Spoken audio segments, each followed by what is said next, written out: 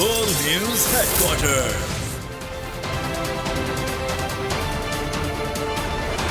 अस्सलाम वालेकुम। बोल न्यूज हेडक्वार्टर्स में खुशामदीद। मैं हूं मोहम्मद कामरान। मैं हूं सुमैया रिजवान और मैं हूं बुशरा हक। हेडलाइंस आप जान चुके हैं। इस बुलेटिन में आज हम बात करेंगे, कराची से तजावुजात खत्म कर दी। कमिश्नर कराची को 2 दिन की डेडलाइन। शिकायतों के पहाड़। सिंध बजट इजलास धमाका खेज होगा।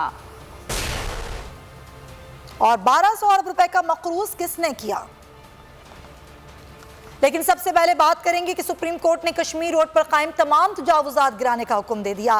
KDA club, squash court, swimming pool और दीगर तामीरात गिराने की हिदायत कर दी गई।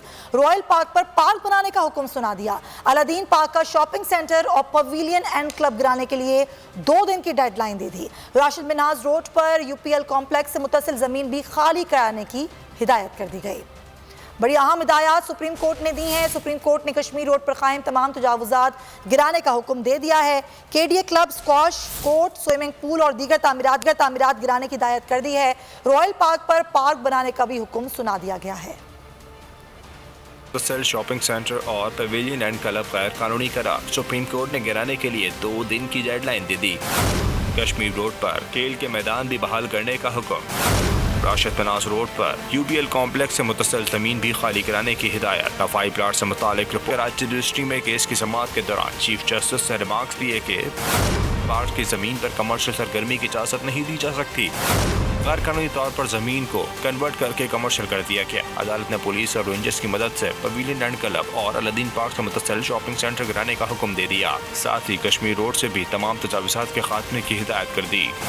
चीफ जस्टिस ने रिमार्क्स दिए कि जितनी मशीनें चाहिए लेकर जाएं और सब गिराएं। KDA club, squash court, swimming pool और दीगर तामीरात गिराई जाएं। अगर किसी ने रुकावट डाली तो अदालती हुक्म की खिलाफ वर्जी तस्वुर होगा। अदालत ने रॉयल पार्क पर भी पार्क बनाने का हुक्म सुना दिया। चीफ जस्टिस गुलजार अहमद ने किडनी हिल की 62 एकड़ जमीन खाली कराने के लिए 2 दिन की डेडलाइन दे दी है। चीफ जस्टिस ने ये रिमार्क्स दिए कि कमिश्नर साहब ऐसे काम मत करें कि आपको जेल जाना पड़ जाए। चार्ज फ्रेम करेंगे और जेल भेज देंगे। 62 एकड़ जमीन खाली चाहिए। चीफ जस्टिस ने कमिश्नर कराची को 2 दिन की डेडलाइन दे दी। कार्रवाई करके रिपोर्ट पेश करने की हिदायत की गई। सुप्रीम कोर्ट में किडनी हिल पार्क पर तजावुजात से मुताल्लिक केस की समाअत हुई तो कमिश्नर कराची ने बताया कि जमीन पर एक मजार और एक मस्जिद भी तामीर है। चीफ जस्टिस ने इस्तफसार किया कि सरकारी जमीन पर मस्जिद कैसे बन गई। कमिश्नर साहब ऐसे काम मत करें कि आपको जेल जाना पड़े। चार्ज फ्रेम करेंगे और जेल भेज देंगे यहाँ से। मस्जिद इंतजामिया पर भी बरहमी का इजहार किया। जस्टिस काजी मोहम्मद अमीन ने रिमार्क्स दिए कि जब मस्जिद नबवी के लिए जमीन खरीदी गई तो आप कैसे कब्जा कर सकते हैं। कमिश्नर कराची ने यकीन दहानी कराई कि अदालती हुक्म पर अमल किया जाएगा। सुप्रीम कोर्ट ने 2 दिन में कार्रवाई मुकम्मल करके रिपोर्ट पेश करने की हिदायत कर दी। सुप्रीम कोर्ट ने रेलवे की कारकर्दगी पर सख्त बरहमी का इजहार किया। चीफ जस्टिस गुलजार अहमद ने कहा कि आपने लोगों को मारने का ठेका लिया हुआ है। कितने लोग मर गए, 1000 या 2000?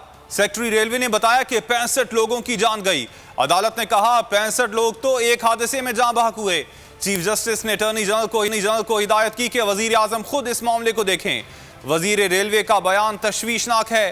2 रोज में रिपोर्ट अदालत में पेश की जाए।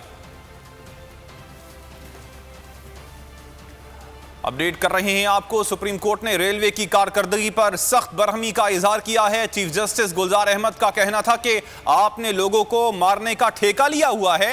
कितने लोग मर गए, 1000 या 2000? सुप्रीम कोर्ट का रेलवे की कारकर्दगी पर शदीद बरहमी और अदम इत्मीनान का इजहार। दौरान समाअत चीफ जस्टिस गुलजार अहमद ने सेक्रेटरी रेलवे से कहा, आपने ठेका लिया है लोगों को मारने का। आपके दौर में कितने लोग मर गए अब तक, 1000-2000? सेक्रेटरी रेलवे ने जवाब दिया 65। चीफ जस्टिस ने कहा 65 तो एक हादसे में मर गए, आपसे नहीं चलता तो घर जाएं, ओहदा छोड़ दें। मैंने कहा मेरे मुस्ताफी से कोई वापस आ जाता है तो मैं उसके लिए तैयार हूँ। वजीर रेलवे का ये बयान गैर जिम्मेदाराना और तशवीशनाक है। चीफ जस्टिस ने अटॉर्नी जनरल को हिदायत की कि वजीर आजम को ये मामला खुद देखना चाहिए। अदालत ने रेलवे की तमाम जमीनों की फरोख्त, ट्रांसफर और लीज रोकने का हुक्म दे दिया। सुप्रीम कोर्ट ने रेलवे से मुतालिक 2 दिन में विफाक से रिपोर्ट तलब कर ली। सिंध के तमाम इदारों को बदनाम किया जा रहा है। हकाइक पर बात करो तो इन्हें तो बुरा लगता है, मसाइल पर बात करने पर एकदम हमलावर हो जाते हैं। वफाक ने 742 अरब रुपए का वादा करके सिर्फ 589 अरब दिए। सिंध का मुआशी कत्ल किया जा रहा है। वो मंसूबे दिए गए जिनकी ज़रूरत ही नहीं। वज़ीर आला सिंध मुराद अली शाह वफाकी हुकूमत पर बरस पड़े। कहा सिंध को हिस्से का पानी भी नहीं दिया जा रहा। चोर कहकर आइन को कुचल नहीं सकते। आइन पर नहीं चलना तो इरसा को ख़त्म कर दें। कराची की सूरत हाल इतनी भी बुरी नहीं जितनी पेश की जा रही है। का ताल्लुक है, हमें कहा गया था कि आपको 742 अरब रुपए दिए जाएंगे from the divisible pool taxes plus trade transfer. हमारी ग्रोथ बहुत ज़्यादा हुई है, हम अपनी टारगेट से आगे बढ़ गए, लेकिन आपको पैसे हम 742 नहीं देंगे। अब रिवाइज में वो आ गई है बजट में, किताब आपने देख ली होगी। 680 अरब कर दिए, 680.4 या 5 बिलियन। 11 महीने में 598 अरब रुपए मिले। हमारे साथ शदीद नाइंसाफी हुई है। हमें वो प्रोजेक्ट्स दिए गए हैं जिनकी हमें ज़रूरत नहीं है, ज़बरदस्ती थोपे गए हैं। मैं और कोई इल्ज़ाम तो नहीं लगा रहा ना, मैं कह रहा हूँ ये तो वादे आपने पिछले साल भी किए थे कि हम इतने अरब दे देंगे, इतने अरब। मैं कह रहा हूँ ये प्रोजेक्ट्स ऐसे हैं जिन पर खर्च ही नहीं हो सकता। 9.7 बिलियन के प्रोजेक्ट्स आपने पिछले साल हमें एक कैबिनेट डिवीजन में डाल के दे दिए थे। खर्चा 500 मिलियन हुआ उस पर, क्या रिलीज 500 मिलियन हुए उसमें। इसी तरीके के और कई प्रोजेक्ट्स आपने इस साल डाल दिए हैं उसमें, जिसमें सूबाई हुकूमत से कोई कंसल्टेशन नहीं की गई। कहीं नाले नहीं बनाए, नाले सिर्फ नालों में बह जाएंगे। ये इस आइन के अंदर सूबों को पूरा आके, सूबों को तुम ऐसे नहीं कुचल सकते जिस तरीके से तुम सोच रहे हो। गवर्नर सिंध इमरान इस्माइल ने कहा है कि कराची के लिए 900 अरब रुपए का पैकेज रखा है। दुआ है कि इस पैकेज पर काम की इजाज़त मिल जाए। कराची में एक तकरीब से खिताब में इमरान इस्माइल ने कहा कि सिंध के मुख्तलिफ अजला के लिए 3.5 अरब रुपए रखे गए हैं। उनका ये कहना था कि मुश्किलात के बावजूद कराची के आवाम के लिए काम की कोशिश कर रहे हैं।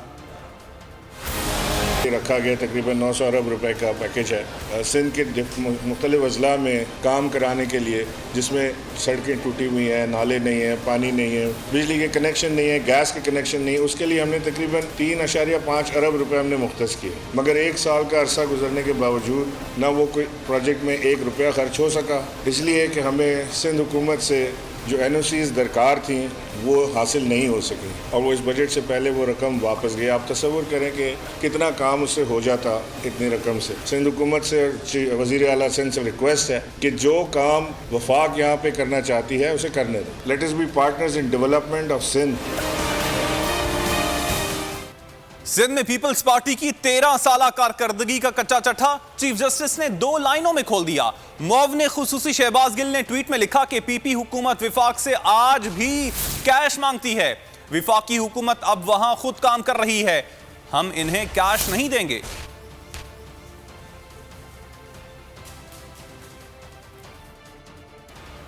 सिंध का अगले माली साल का बजट कल पेश किया जा रहा है। बजट का हजम 13 खरब से जायद होगा। तालीम के लिए 26 अरब जबकि सेहत के लिए 18 अरब से जायद मुख्तस करने की तजवीज़ है।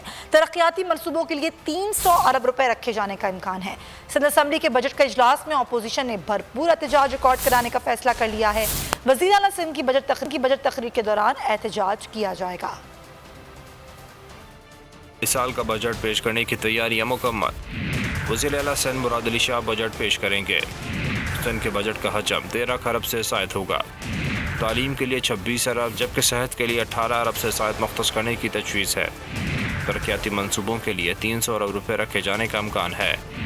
सूबाई मुलाजमीन की तनख्वाहों और पेंशन में 10 से 15% इजाफे की तजवीज़ है।